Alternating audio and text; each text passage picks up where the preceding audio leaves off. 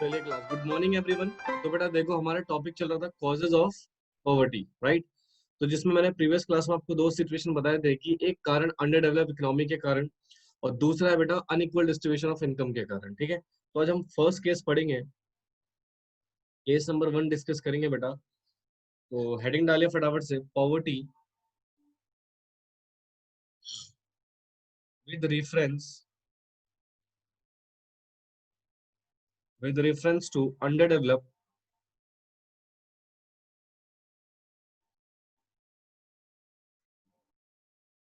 Development of the Indian economy.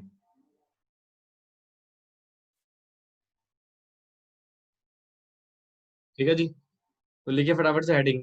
पहला concept, इसके कितने कारण हैं, कितने पॉइंट्स है बेटा इस टॉपिक में, तो वो हमको लिखा दो। सबसे पहले लिखो, फिर इसको डिटेल में डिस्कस करेंगे। Low level of national income, पहला पॉइंट। दूसरा बेटा हमारे पास low rate of growth,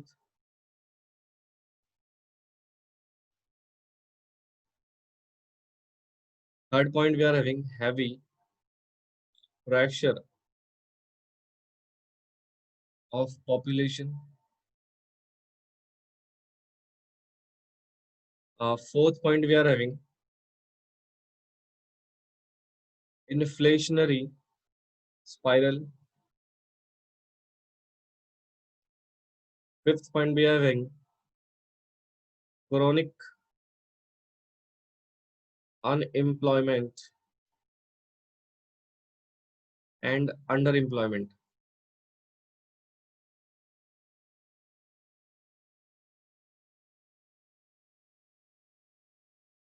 capital deficiency. ठीक है जी, चलिए तो फटाफट से इनको नोट कीजिए बेटा, एक एक पॉइंट को, फिर हम एक एक करके इनको डिटेल में डिस्कस करेंगे कि हमारे कारण है बेटा पॉवर्टी के बढ़ने के। ठीक है, तो सबसे पहला कारण है लो लेवल ऑफ इनकम, इनकम का लो लेवल, नेशनल इनकम का लो लेवल होना बेटा। फिर है low rate of growth, heavy pressure of population, inflationary spiral, chronic unemployment या अंडर एम्प्लॉयमेंट, कैपिटल डेफिशिएंसी। ठीक है, तो इन पॉइंट को एक एक करके बेटा हमें काफी डिटेल में डिस्कस करना है। कुछ पॉइंट्स और लिखवा देता हूँ बेटा इसमें। लिख लीजिएगा, लैक ऑफ इंफ्रास्ट्रक्चर,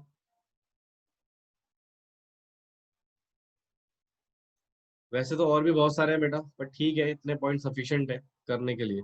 इसको फटाफट से नोट कीजिए बेटा, जल्दी से नोट करो बेटा इनको, नोट इट डाउन फास्ट। लिखो जी, detailed explanation of these above points.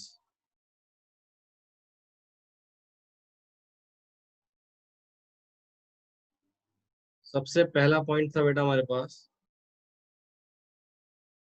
Low level of national income.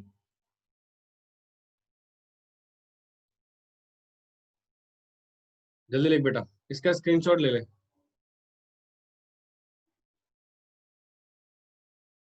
एक स्क्रीनशॉट है फास्ट।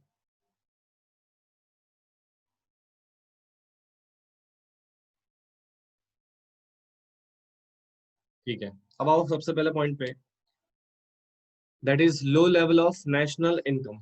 ठीक है, तो लिखिए बेटा फटाफट से। वैसे तो आप नेशनल इनकम के बारे में जानते हैं बेटा, ठीक है, नेशनल इनकम क्या होता है मैं ऑलरेडी आपको पढ़ा चुका हूँ। इसके बारे में डिटेल में लिखना शुरू कीजिए। तो सबसे पहले लिखो, net national product, net national product of India is low या miserably low compared to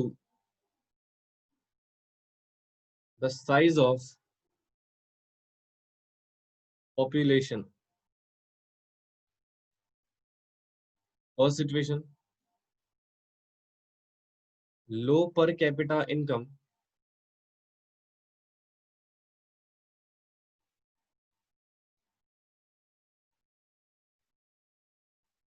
is the obvious conclusion या consequences whatever you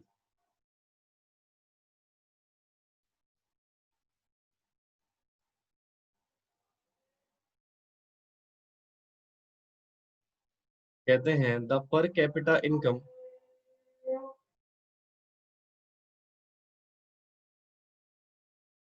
of the country false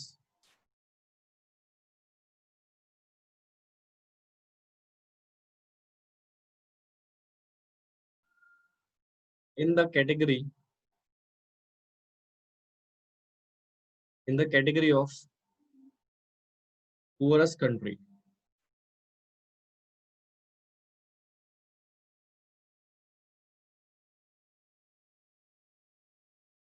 अब जरा ध्यान से 2 मिनट कंसंट्रेशन से सुनिएगा बेटा, इधर देखो, आप फिर नोट कर लेना बेटा इसको। होता क्या है, एक कॉन्सेप्ट होता है नेशनल इनकम।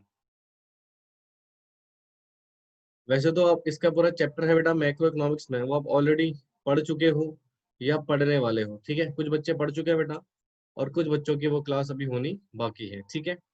वहां पर आप काफी डिटेल में डिस्कस करो। तो इन शॉर्ट अगर मैं एक नॉर्मल तरीके से बोलूं, तो मैं एक कंट्री की टोटल इनकम को क्या बोल सकता हूँ बेटा, नेशनल इनकम। एक कंट्री की टोटल इनकम बेसिकली हमारी क्या होती है बेटा, नेशनल इनकम। और जो एक देश की इनकम है, तो डेफिनेटली ये किस पे डिवाइड होगी बेटा, पॉपुलेशन पे। यानी कि इस नेशनल इनकम का बेनिफिट किसको मिलेगा बेटा, पॉपुलेशन पे। और इसी से निकलता है बेटा पर कैपिटा इनकम का क्राइटेरिया। तो पर कैपिटा इनकम बेसिकली होती क्या है सर, नेशनल इनकम को नंबर ऑफ पॉपुलेशन से डिवाइड कर दो, ठीक है। तो जो अमाउंट हमारे पास निकल कर आएगा उसको हम बोलेंगे पर कैपिटा इनकम। क्या बोलेंगे बच्चे, पर कैपिटा इनकम। और सर क्वेश्चन आता है, सर जब नेशनल इनकम ही लो होगी, ध्यान तो सुनिएगा प्लीज, जब हमारी नेशनल इनकम ही लो होगी और पॉपुलेशन डेफिनेटली हमारी क्या है बेटा, ऑब्वियस सी बात है बढ़ती जा रही है, ये कम है और ये बढ़ रही है बेटा, तो अल्टीमेटली सर ये डिवाइड पर एवरेज डेटा अगर मैं इसका निकालूंगा तो वो तो डिक्रीज होता रहेगा। यानी कि जो पर कैपिटा इनकम होगी वो टाइम टू टाइम क्या होती रहेगी बेटा, फॉल्स होती रहेगी। पर कैपिटा इनकम का मतलब होता है एक इंडिविजुअल पर्सन की इनकम, यानी कि प्रति व्यक्ति आय, अ पर्सन इनकम, यानी कि एक व्यक्ति की आय। और बेटा एक व्यक्ति की आय अगर कम होती रहेगी, बेसिक सी बात बताइए, अगर किसी की इनकम फॉल होती है, इनकम के फॉल होने से क्या उसकी कैपेबिलिटी ऑफ एक्सपेंडिचर रिड्यूस हो जाती है, यानी कि खर्चा करने की बेटा उसकी कैपेसिटी रिड्यूस होगी, तो वो ऑब्वियस सी बात है वो क्या इंक्रीज करेगा बेटा, नंबर ऑफ पुअर्स। और पुअर्स के बढ़ने से बेटा क्या पॉवर्टी इंक्रीज होगी। हाँ, तो इसलिए कहते हैं sir the first reason of behind the poverty that is national income का कम होना, ठीक है। जिस हिसाब से पॉपुलेशन इंक्रीज होती है बेटा, उस हिसाब से हमारी नेशनल इनकम नहीं बढ़ पाती है, जिसका ऑब्वियस कारण है बेटा कि पर कैपिटा इनकम रिड्यूस होगी।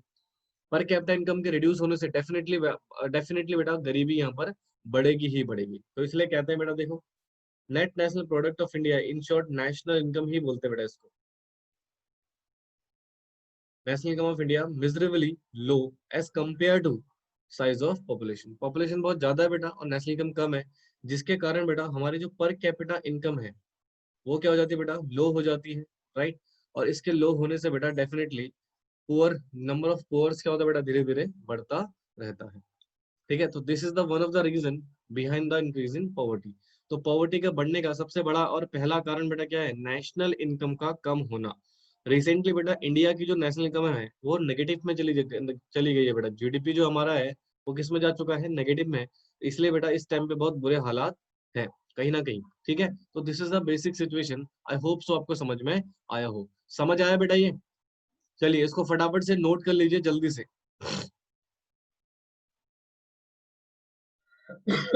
अगला पॉइंट है बेटा हमारे पास, low rate of growth. Low rate of growth, ठीक है। The second reason is low rate of growth. चलो इसके बारे में लिखना शुरू करो बेटा। Rate of growth of economy, of economy has been quite low during 5 year plans in India. ठीक है जी, कहते हैं during period of planning growth rate of GDP has been nearly 5%।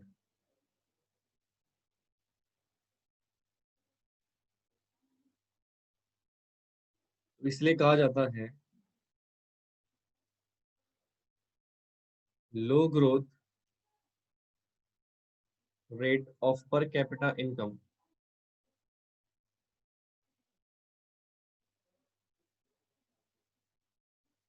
has trended to sustain poverty। बेटा logical बात है, growth नहीं होगी। एक छोटा सा एग्जांपल देखिए, ग्रोथ नहीं होगी या कहीं ना कहीं कम होगी, तो इसका इफेक्ट बेटा डेफिनेटली किस पे पड़ेगा? एम्प्लॉयमेंट पे। लोगों का रोजगार कम हो जाएगा। रोजगार कम होने से लोगों की जो पर कैपिटा इनकम है, लोगों की जो पर कैपिटा इनकम है वो रिड्यूस हो जाएगी। और इनकम के रिड्यूस होने से बेटा स्प्रेड आउट होगी बेटा क्या? पॉवर्टी। ठीक है, तो यही पॉइंट दर्शा रहा है बेटा कि पॉवर्टी किस तरीके से बढ़ती है बेटा, ग्रोथ के कम होने से। तो कहते हैं rate of growth has been quite low during the 5 year plan. हमने जितने भी 5 year प्लान आज तक लॉन्च किए बेटा, राइट, उनमें हमें बेसिकली बेटा जो जीडीपी की ग्रोथ जो मिलनी चाहिए थी वो नहीं मिली बेटा। अल्टीमेटली वो ग्रोथ रेट ही हमारा क्या है, कम है, अप्रोक्सीमेटली नियरली 5%। ठीक है, तो जो कहीं ना कहीं बेटा अगर ग्रोथ रेट ही कम होगा तो देश में बेटा डेवलपमेंट नहीं होगा, तो डेवलपमेंट नहीं होगा तो रोजगार नहीं होगा, रोजगार नहीं होगा तो लोगों की पर कैपिटा इनकम क्या हो जाएगी, रिड्यूस हो जाएगी। और पर कैपिटा इनकम रिड्यूस होने से बेटा पॉवर्टी बनी रहेगी बेटा, सस्टेन रहेगी या इंक्रीज होती रहेगी। डन। चलिए बेटा इसको नोट कर लीजिए फटाफट से। चलो बेटा अगला पॉइंट लिखो। अगला पॉइंट क्या था? देखो देखा जाए तो ये बेसिक सिनेरियो है जो आपको वैसे ही पता होगा। Heavy pressure of population. और ये पॉपुलेशन का प्रेशर बेटा बहुत बड़ा इशू है इंडिया के लिए इस टाइम पे। इंडिया में देखा जाए तो India is the second largest country in the world जिसकी सबसे ज्यादा पॉपुलेशन रेट है। ठीक है, तो लिखिए बेटा फटाफट से, population has been rising at a rapid face at a rapid pace. कहते हैं this rise is mainly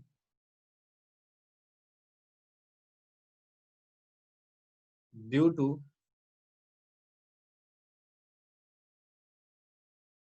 rapid fall in death rate.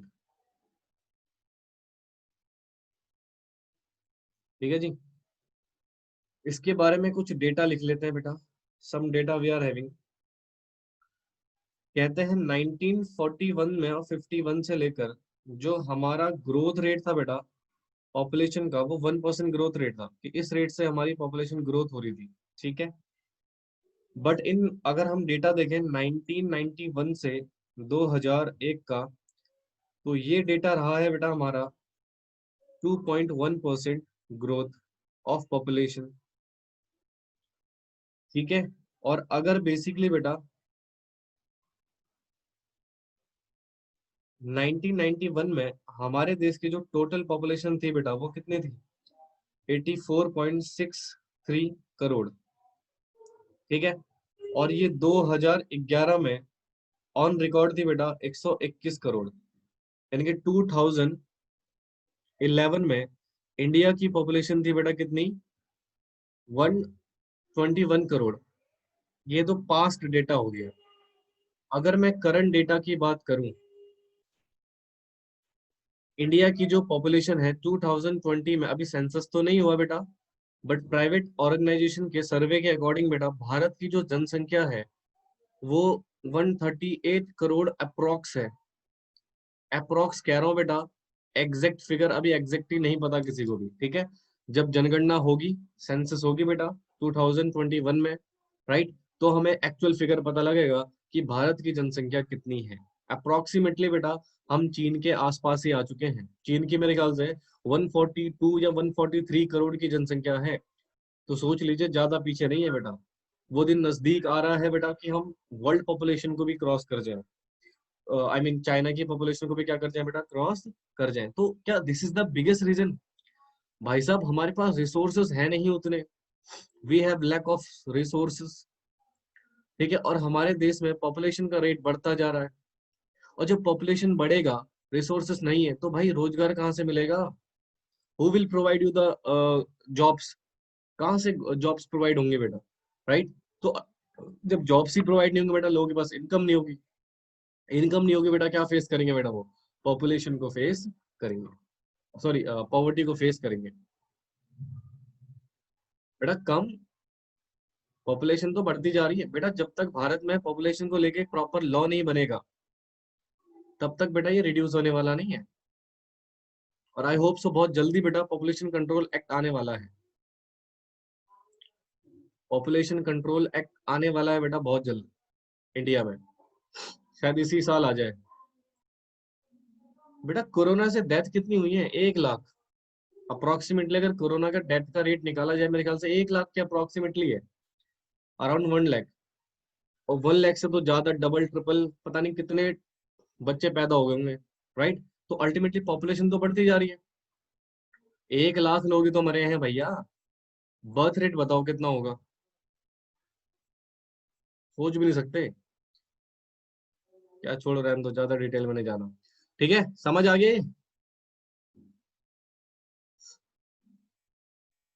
आ, देखो, population has been rising at a rapid phase, right?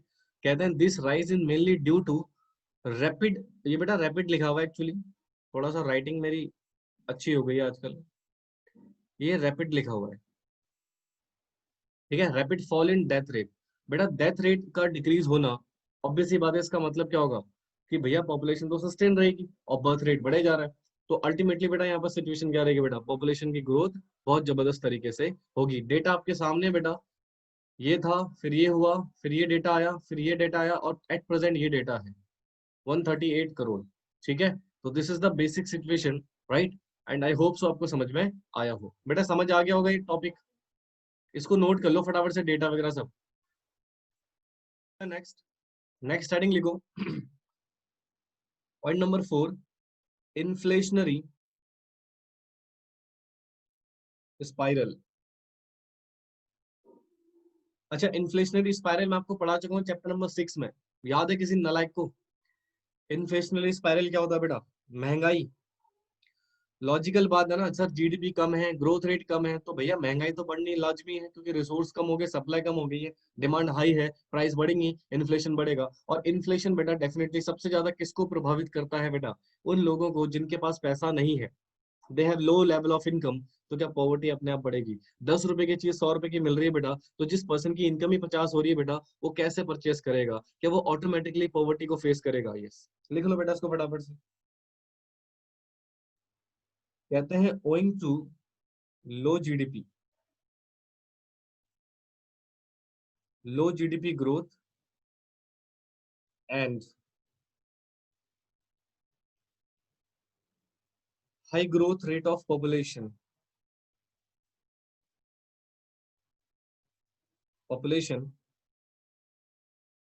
less developed economy जैसे Bharat, are facing the problem of inflation.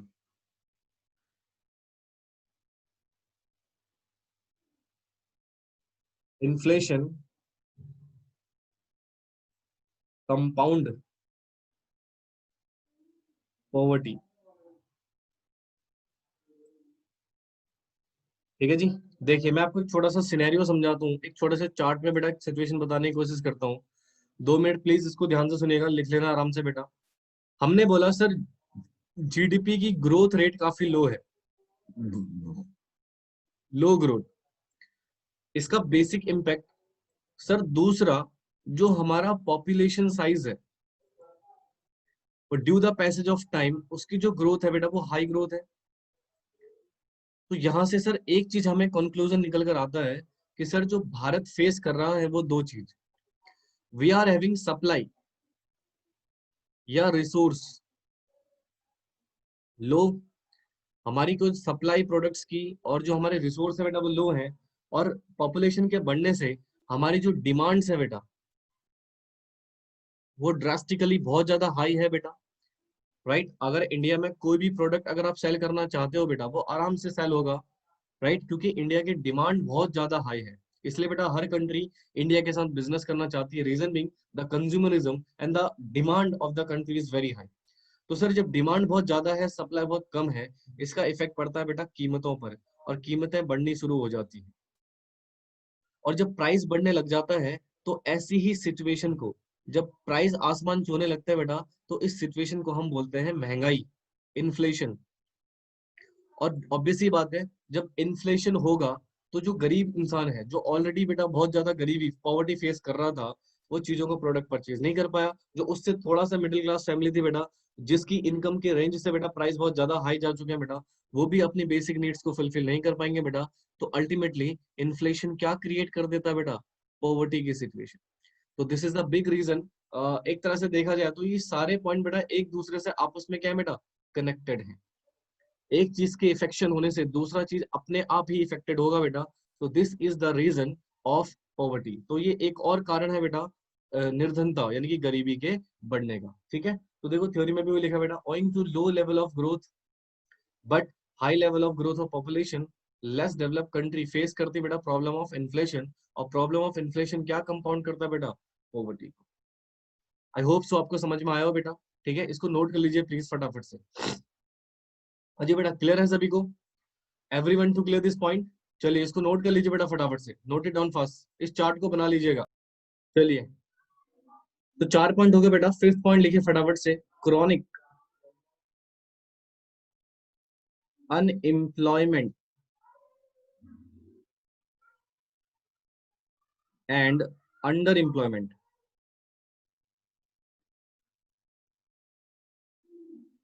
चलो लिखो, chronic unemployment और under employment. बेटा chronic unemployment का basic meaning क्या होता है,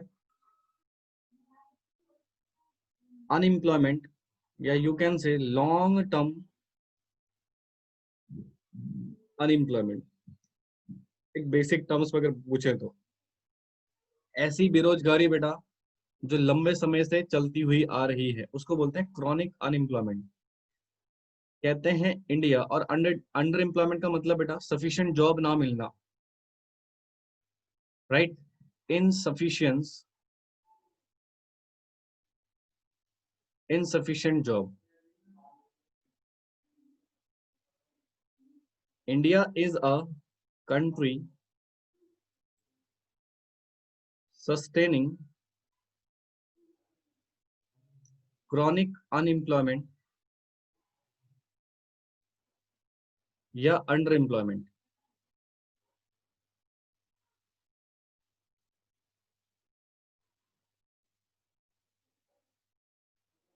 कहते हैं poverty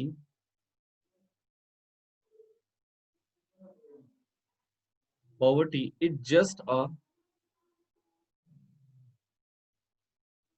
reflection of unemployment.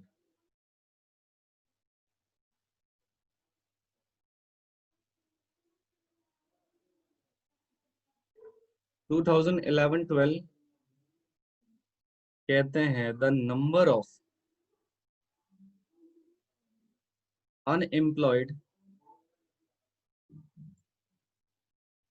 Person in India was around 2.45 crore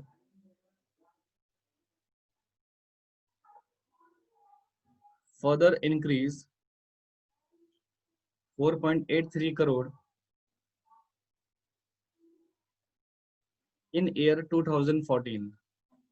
देखो जी, अगर बेसिकली देखा जाए, कहते हैं सर क्रॉनिक अनएम्प्लॉयमेंट का मतलब होता है ऐसे अनएम्प्लॉयमेंट बेटा जो लंबे समय से चलती हुई आ रही है, ठीक है। और अंडर एम्प्लॉयमेंट का मतलब होता है इनसफिशिएंट जॉब, राइट। यानी कि let us assume insufficient job का बेसिक मतलब अगर मैं आपको बताऊं, जैसे मान लो आप 8 घंटे काम कर सकते हो, बट आपको जो काम मिल रहा है बेटा वो सिर्फ 4 घंटे का मिल रहा है, प्रॉपर काम नहीं मिल रहा बेटा, सफिशिएंट काम नहीं मिल रहा, उसको बोलते हैं अंडर एम्प्लॉयमेंट। कहते हैं in India, India is a country sustaining chronic unemployment and under employment. और पॉवर्टी जस्ट एक क्या होता है बेटा, रिफ्लेक्शन होता है अनएम्प्लॉयमेंट का। Poverty is nothing just a reflection of unemployment. तो 2011-12 में बेटा हमारे देश के टोटल लोग कितने बेरोजगार थे बेटा, 2.45 करोड़। और ये नंबर बढ़कर कितना हो गया, 4.83 करोड़ इन 2014। और अभी भी बेटा काफी हद तक काफी बड़ा है, इस कोरोना वायरस के काल में तो बहुत ज्यादा बड़ा है बेटा ये सिचुएशन, ठीक है। समझ आया बेटा ये? इसको नोट कर लो फटाफट से। अगली हेडिंग डालिए, capital deficiency.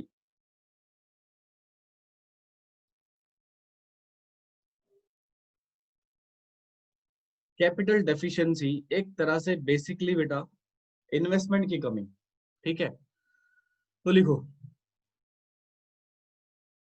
Capital is one of the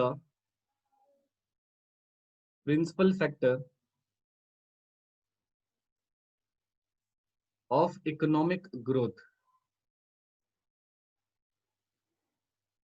ठीक है, ऑफ इकोनॉमिक ग्रोथ। कहते हैं accumulation of capital points to rise in production capacity of a nation. बेटा chapter number 1 of macro economics अगर आपको याद होगा, ठीक है, तो वहां पर मैंने आपको कैपिटल फॉर्मेशन का एक कॉन्सेप्ट कराया था। और वहां पर मैंने आपको बोला था बेटा जितनी ज्यादा इन्वेस्टमेंट होगी उतनी ज्यादा प्रोडक्शन कैपेसिटी क्या होगी हमारी, इंक्रीज होगी, बढ़ेगी। और प्रोडक्शन कैपेसिटी के बढ़ने से कहीं ना कहीं बेटा हमें बेनिफिट्स मिलता है। किस पे बेनिफिट मिलता है बेटा, प्रोडक्शन बढ़ता है, प्रोडक्शन बढ़ेगा तो एम्प्लॉयमेंट बढ़ेगा, एम्प्लॉयमेंट बढ़ेगा तो बेटा पॉवर्टी रिड्यूस होगी, ठीक है। तो देखो जरा एक छोटा सा चार्ट बनाता हूँ इस पॉइंट को समझने के लिए। तो कहते हैं लैक ऑफ कैपिटल,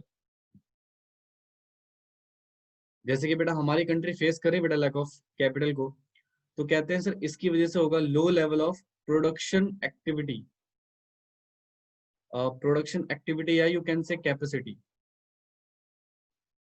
जिसकी वजह से बेटा एम्प्लॉयमेंट कम हो जाएगा, लो लेवल ऑफ एम्प्लॉयमेंट।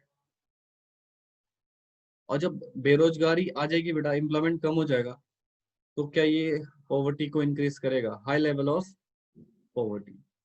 तो अल्टीमेटली कहने का मतलब सर कैपिटल डेफिशिएंसी का मतलब है कैपिटल की कमी। यू कैन से आप यहाँ पर लिख सकते हो बेटा इन्वेस्टमेंट की कमी, ठीक है। ये कहीं ना कहीं इन्वेस्टमेंट की कमी को दर्शा रहा है बेटा। इन्वेस्टमेंट जितना कम होगा उतनी प्रोडक्शन कैपेसिटी रिड्यूस होगी, और प्रोडक्शन कैपेसिटी रिड्यूस होगी तो उसका इफेक्ट किस पे पड़ेगा बेटा, एम्प्लॉयमेंट पे। एम्प्लॉयमेंट रिड्यूस होगी, एम्प्लॉयमेंट के रिड्यूस होने से गरीबी, निर्धनता, पॉवर्टी बढ़ती रहेगी। तो कहते हैं capital is the one of the principal factor of economic growth, accumulation of capital point rise in the production capacity of the nation. तो जितना ज्यादा कैपिटल होगा हमारे पास उतनी ज्यादा प्रोडक्शन कैपेसिटी होगी, जितनी ज्यादा प्रोडक्शन कैपेसिटी होगी बेटा उतना एम्प्लॉयमेंट होगा, और जितने ज्यादा एम्प्लॉयमेंट बढ़ेगा उतनी पॉवर्टी रिड्यूस होगी। बट इसका कॉन्ट्ररी है, कॉन्ट्ररी इन सेंस देश में कैपिटल कम है इसलिए प्रोडक्शन कैपेसिटी भी कम है, प्रोडक्शन कैपेसिटी कम है तो एम्प्लॉयमेंट भी कम है, एम्प्लॉयमेंट कम है तो पॉवर्टी हमारी क्या है बेटा, बढ़ती जा रही है, रिड्यूस होती जा रही है। समझ आया? हाँ जी बेटा, क्लियर हुआ ये कॉन्सेप्ट? चलिए फटाफट से इसको नोट कर लीजिएगा। आई होप सो नोट भी हो गया होगा बेटा सभी का।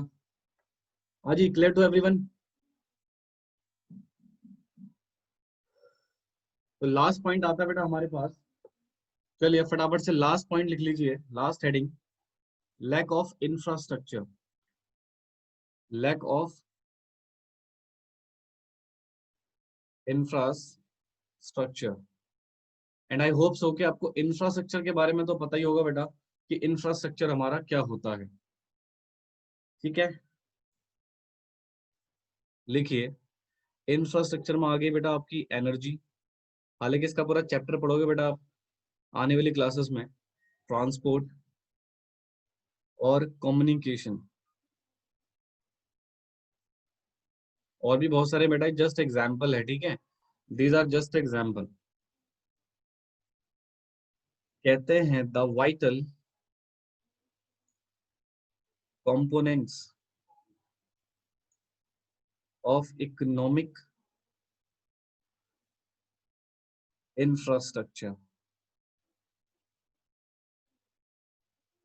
as well as education, health, housing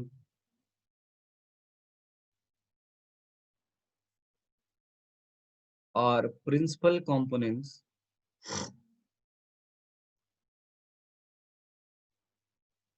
of social infrastructure। बेटा इंफ्रा शॉर्ट में लिख रहा हूँ, पूरा लिखिएगा।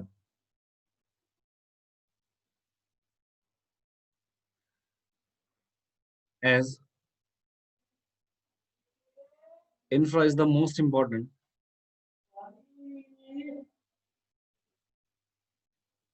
important factor for economic growth,